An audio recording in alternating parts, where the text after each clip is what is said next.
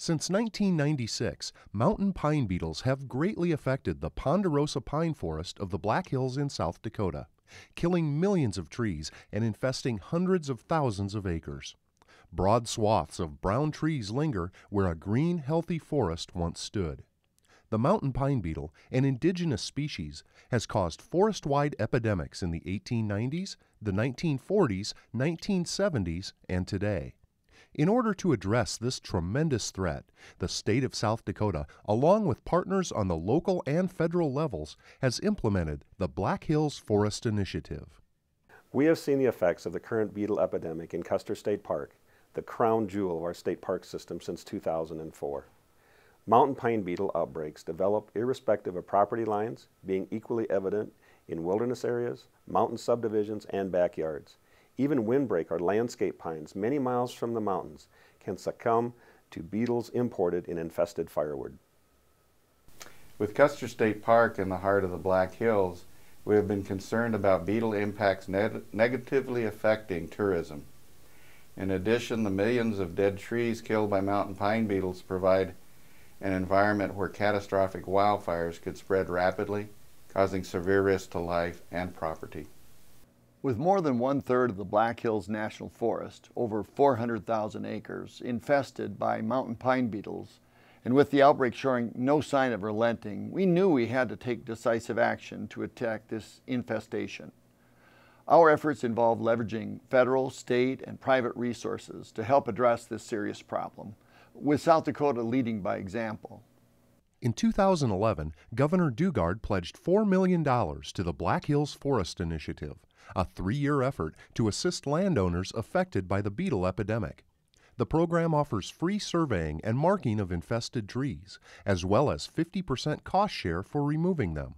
In its first year, the Black Hills Forest Initiative assisted 709 landowners and treated more than 215,000 beetle-infested trees. We knew that if we didn't address the mountain pine beetle epidemic, it was only a matter of time before we saw a large, catastrophic wildfire. If you undertake some expense earlier, though, in a preventative way, you can prevent more expense later. So we implemented the Black Hills Forest Initiative based on that philosophy.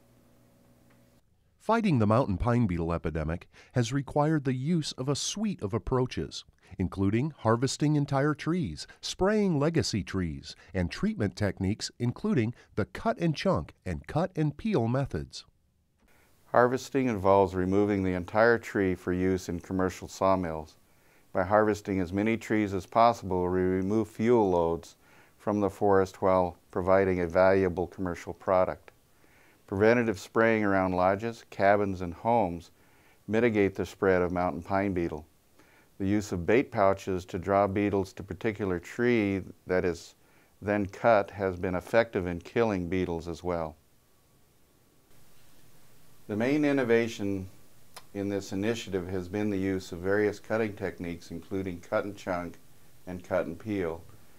In the cut and chunk method, our crews cut down beetle-infested trees, remove the branches, then buck the trunk into 2-foot lengths to facilitate drying. Using this method, we have been able to kill 80% of the beetles in the treated trees. The cut and peel method is similar, except instead of cutting the trunk into chunks, we peel the bark off, which also facilitates drying. These and a number of other treatment techniques are used in a comprehensive, systematic approach to maximize the effectiveness of each individual treatment. The Black Hills Initiative has been effective in part because we have utilized a variety of approaches in a cooperative manner. Almost 99,000 infested trees were treated in Custer State Park last year using private contractors, Department of Corrections inmate crews, and wildland fire suppression fire crews.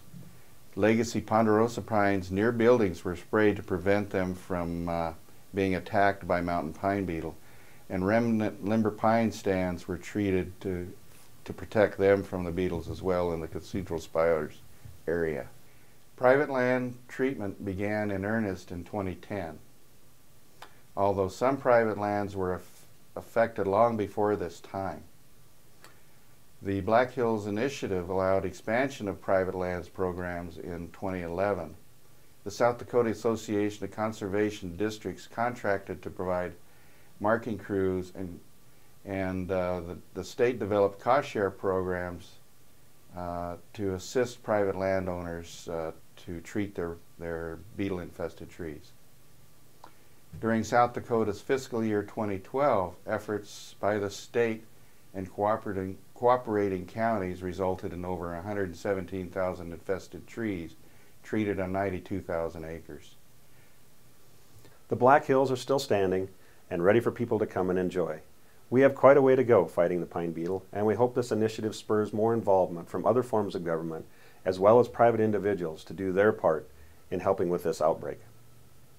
South Dakota received this award for the Council of State Governments in part because of the innovative techniques used to treat mountain pine beetles. Longtime use of progressive treatment techniques on state lands has allowed us to implement an aggressive suppression program on private lands. When we launched the Black Hills Forest Initiative in 2011, our goal was to lead by example and take an active role in fighting the beetle epidemic. There's still a lot of work left to do, and the beetle infestation is far from over, but earning this recognition is an honor, and we're very grateful. Thank you. To learn more about the Governor's Black Hills Forest Initiative in South Dakota, visit www.beatthebeetles.com.